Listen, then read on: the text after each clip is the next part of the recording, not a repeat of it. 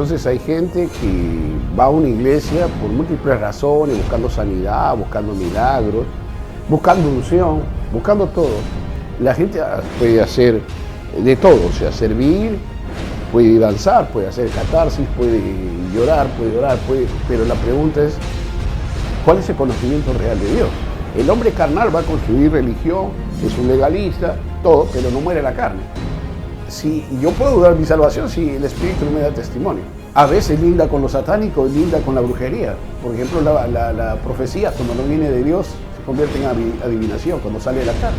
Lastimosamente la gente quiere los beneficios, las consecuencias de la vida buena, sin tener la vida buena ni cumplir las demandas.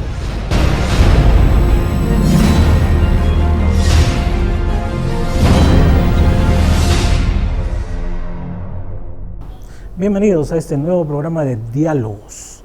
Estamos dialogando con el pastor José Rachumí. Y pastor, ¿qué tal? ¿Cómo va la semana? Bien, una semana un poco trabajada, pero trabajosa, ¿no? Con mucho trabajo, mucha expectativa también de lo que Dios va a hacer en este tiempo y siempre deseando que nuestros hermanos sean edificados y el reino de Dios avance. Entonces, vamos a empezar este programa con mucha expectativa.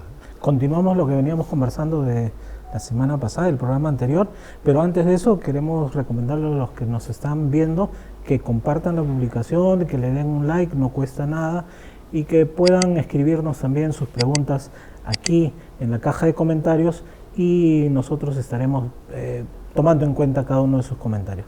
Pastor, hablábamos la semana pasada o el programa pasado acerca de si somos realmente cristianos.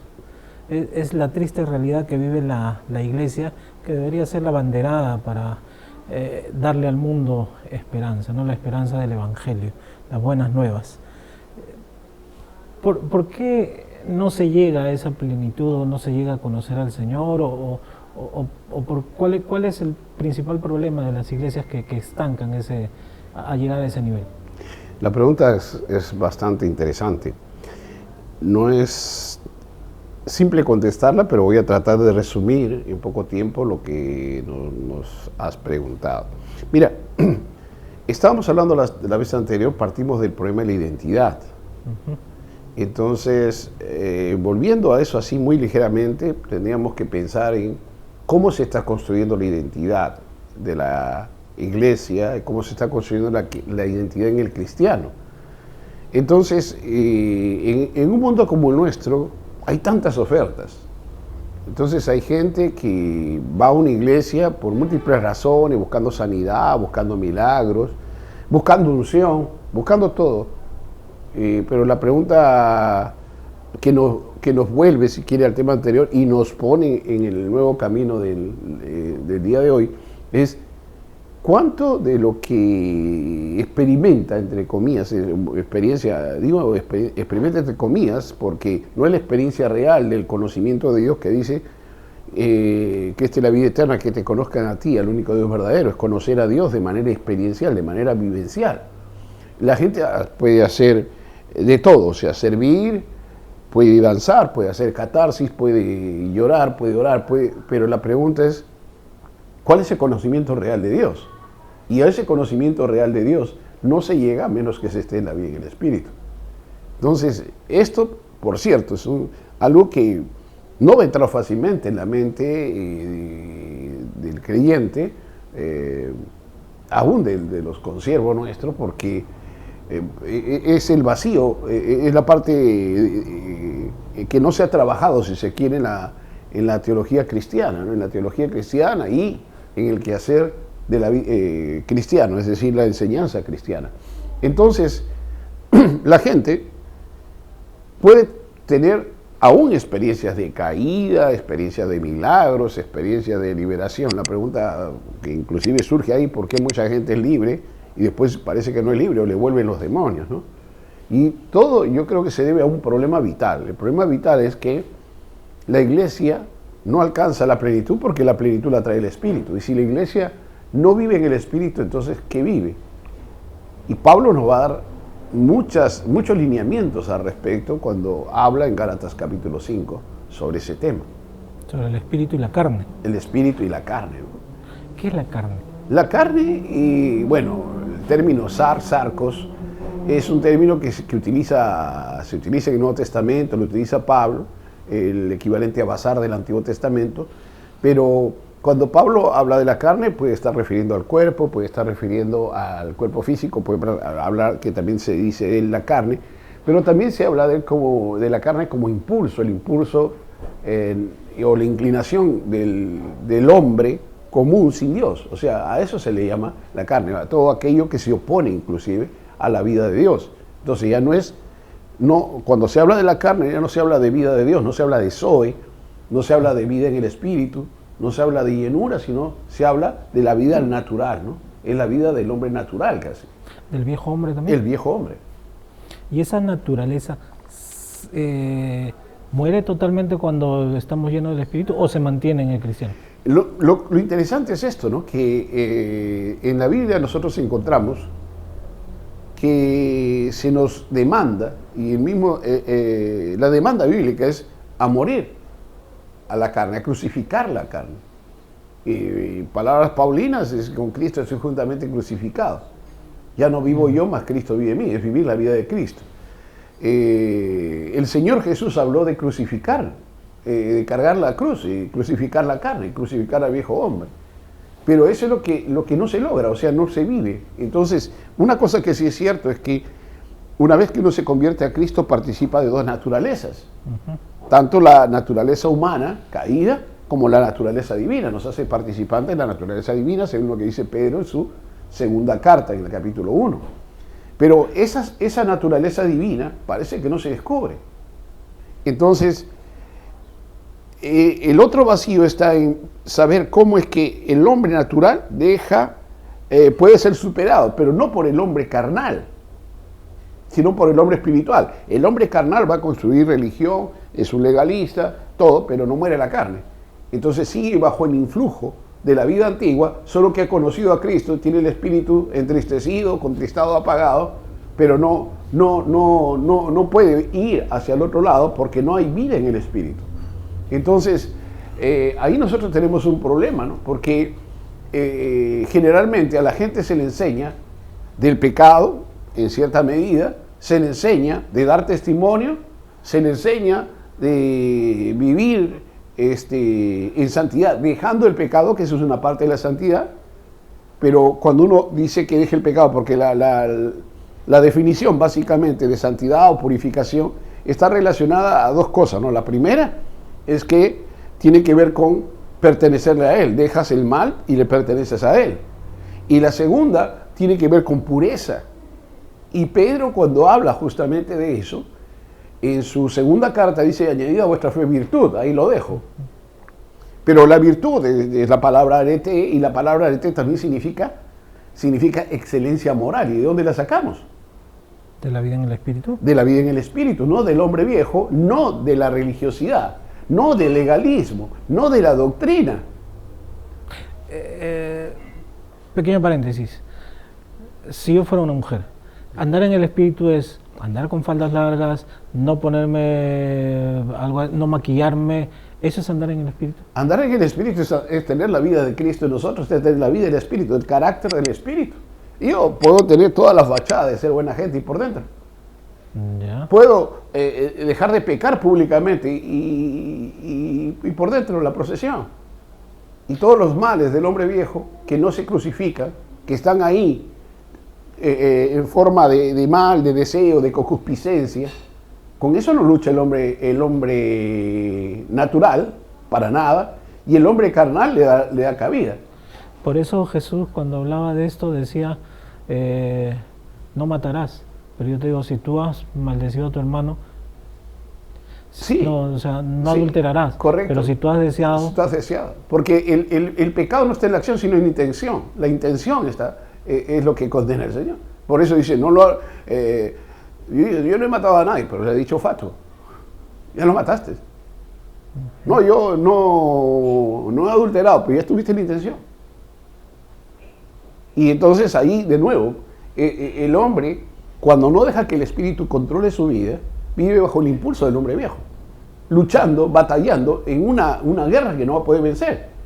Porque no se nos manda a santificar el hombre viejo, sino a crucificarlo, a hacerlo morir. Pablo va a hablar de desechar al viejo hombre. Pablo nos va a decir que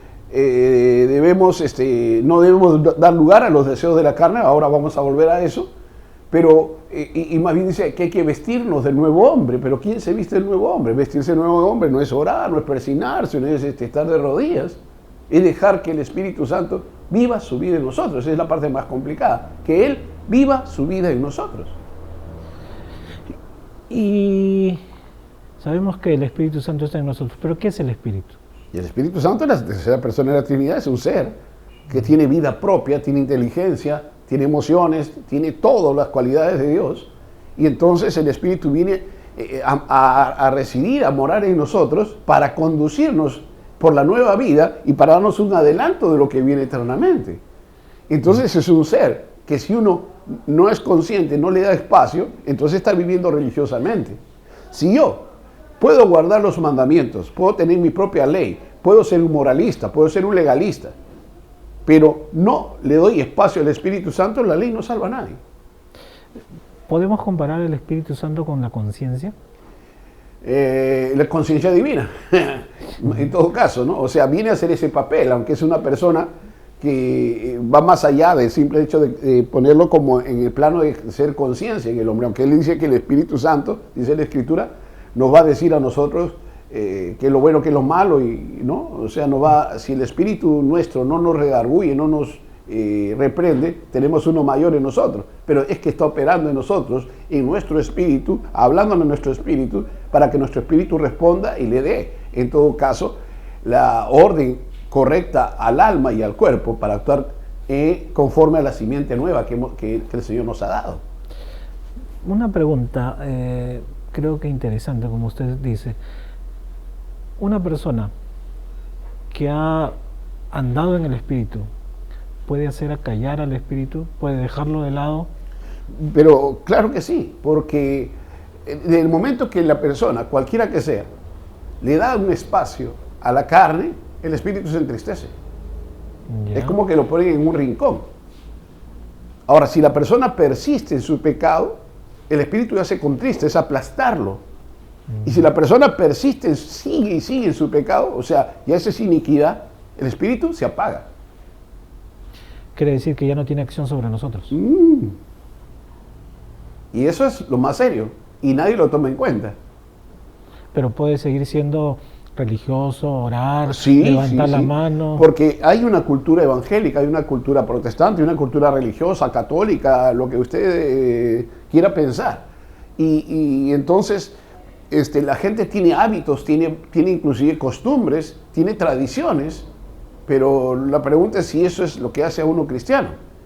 Y más bien, eso está ligado a la vida de la carne, porque la vida de la carne, para librarse de la culpa, el carnal siempre va a tener problema con la culpa y va a tratar de hacer cosas, hacer obras para subsanar el problema. No subsana la condición, sino quiere subsanar el problema. Ya. Y lo que el Espíritu Santo viene, y lo que Cristo viene a hacer nosotros es cambiarnos la condición, no cambiarnos solo la acción. Yo puedo dejar de hacer algo, pero seguir anhelándolo. Yo puedo no evidenciar ningún mal y ser muy carnal. Yo puedo evitar hablar mal del hermano en público, sin embargo pienso mal de él. No se lo comento a nadie. No se lo comento a nadie, pero sigo en la carne. Eso es lo que Pablo dice, persiste. Por eso Pablo dice en Gálatas 5, andad en el Espíritu y no satisfagáis los deseos de la carne. Porque los deseos de la carne, esta es la parte más interesante, dice, se oponen, el de la carne se opone al espíritu, y el espíritu a la carne, y todos se oponen entre sí. Pero es curioso que cuando habla de la carne, habla del hombre viejo. Pero cuando habla del espíritu es con E mayúscula, está hablando del Espíritu Santo que sale a pelear. No es el espíritu nuestro, no es nuestra sabiduría, no es nuestra alma más culta la que tiene que vencer el mal. Yo no puedo. Nadie puede. Si pudiéramos, Cristo no hubiese venido a morir por nosotros. ¿Cuánto nos cuesta entender eso? Es una pregunta muy buena y muy complicada, porque uno puede vivir, escuche, puede vivir teniendo, habiéndose convertido, levantando la mano, tener valores o prácticas cristianas, tener dones, tener unción y no tener comunión con el Espíritu, vida en el Espíritu. Yo puedo, casado, tener, digamos, el don, la gracia de Dios de poder predicar el Evangelio y poder traer, por la gracia de Dios, muchas almas al Señor. Si yo caigo, pecado secreto, mismo David, ¿el don se va? Los dones y la unción no se van a ir. ¿Por qué? Porque son herramientas, ¿Ya? son capacitaciones para un servicio. Lo que se va, lo que en todo caso se oculta o se atenúa es la presencia de Dios en nosotros. Es la manifestación del Espíritu, es el influjo, la tarea, el accionar del Espíritu en nosotros, que está haciendo justamente esa obra de manifestar el hombre nuevo, que es la regeneración. Pero la gente se va a seguir convirtiendo, voy a seguir llegando a estadios. Sí, correcto. Porque el don no está en relación a nuestra perfección, está en relación al propósito de Dios. Dios unge a una persona, le da un don, porque tiene un propósito que cumplir con los de allá, con los de allá. Ya. Aunque uno, recuerden, está hasta el mismo Judas, que salió con los 12, salió con los 70, ¿no? Con los 70. ¿Dónde está ahora? Reventado. Entonces, ahí hay una tremenda confusión que quizás podamos conversarla más ampliamente, ¿no? Pero volviendo a lo que tú decías, o sea, lo que no hay es una comprensión de lo que significa la vida en el Espíritu. Yo puedo hacer un resumen muy breve de lo que nos dice Pablo, por ejemplo, en Gálatas 5 respecto a esto.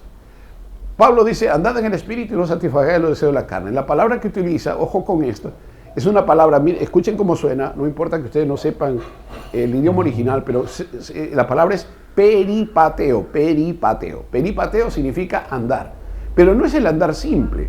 Peripateo significa que tú vas a andar en los límites que te pone el Espíritu. Permítame una ilustración. Imagínense usted tiene un establo o un campo y tienen caballos. Y su vecino también los tiene.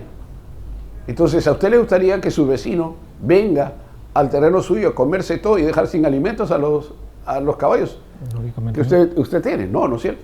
¿Qué hacemos entonces? ¿Qué se hace? Se pone un cerco. Y a los mismos caballos, para que duerman y no se vayan, se les pone cerco y se les hace dormir en un cerco. Peripateo significa eso, caminar en el espacio que el Espíritu te da, bajo los límites que el Espíritu te pone. Ese es andar, es lo que dice, andad en el Espíritu y no en los deseos de la carne. Andad en los límites que el Espíritu te pone, no en la carne. No te salgas. No salgas, porque si sales, estás primero pecando, segundo estás entristeciendo al Espíritu, estás contristando al Espíritu, estás poniendo al Espíritu en problema, porque el Espíritu es el que tiene que ahora llevarlo por el camino.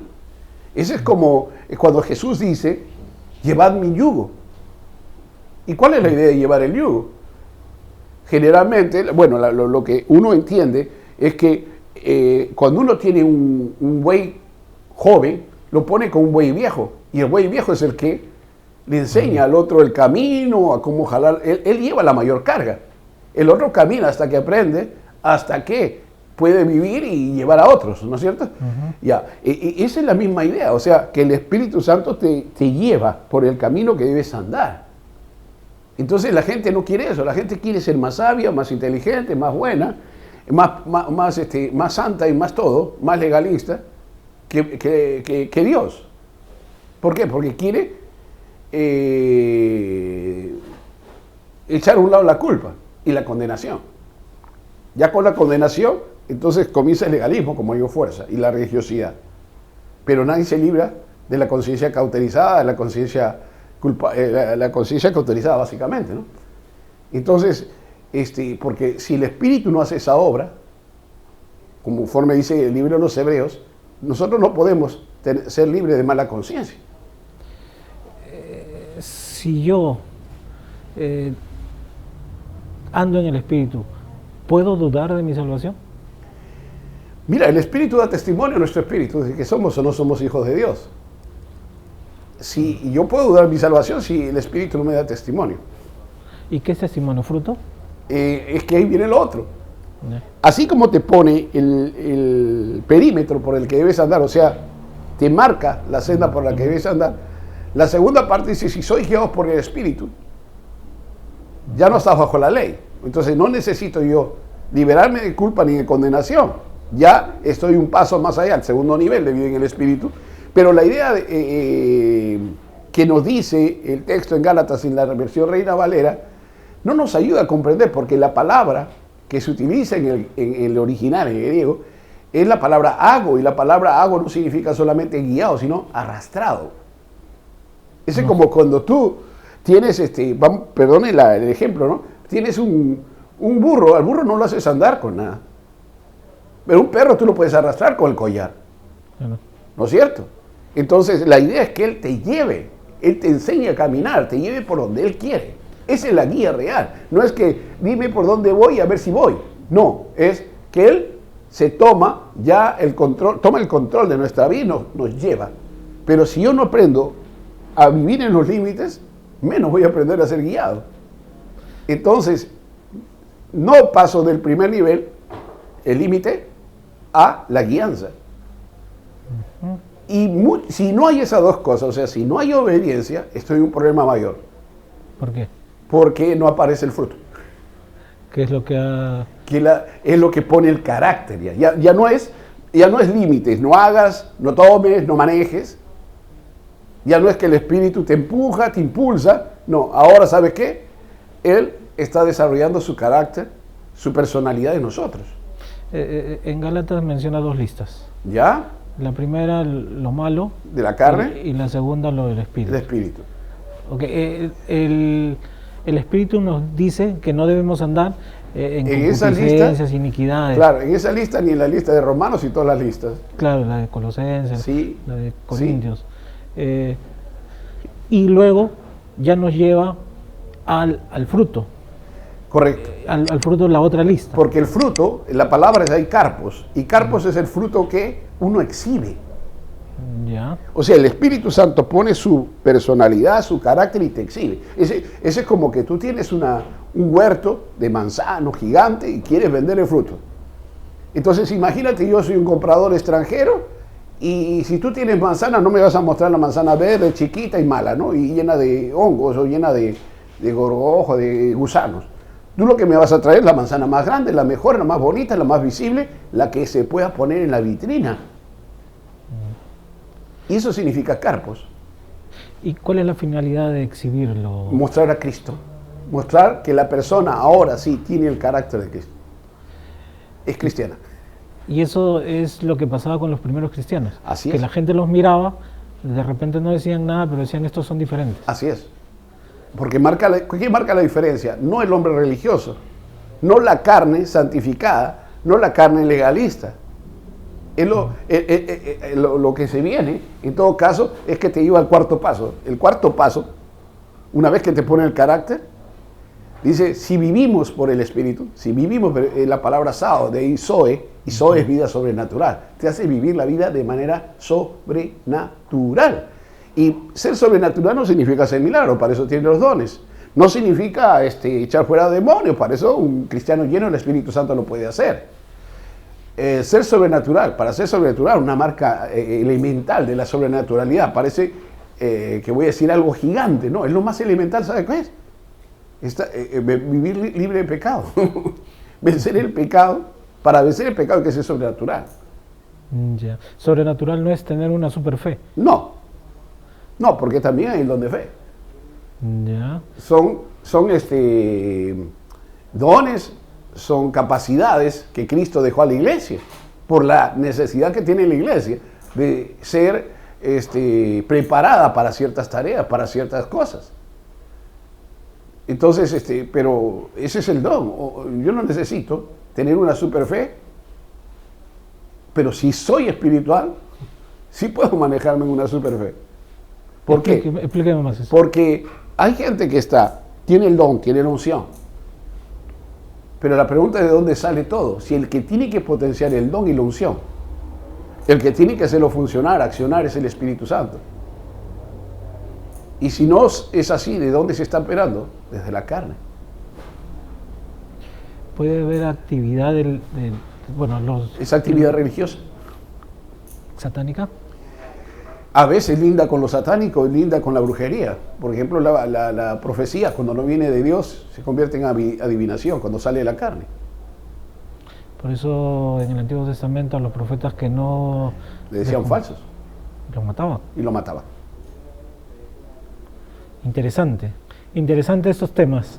Creo que da para más. Sí, pues. Solo cerrando. Luego dice, si viviese en el Espíritu, andad en el Espíritu. No es la misma palabra, peripateo. Esta palabra es estorgeo. Estorgeo significa andar, pero también significa marchar.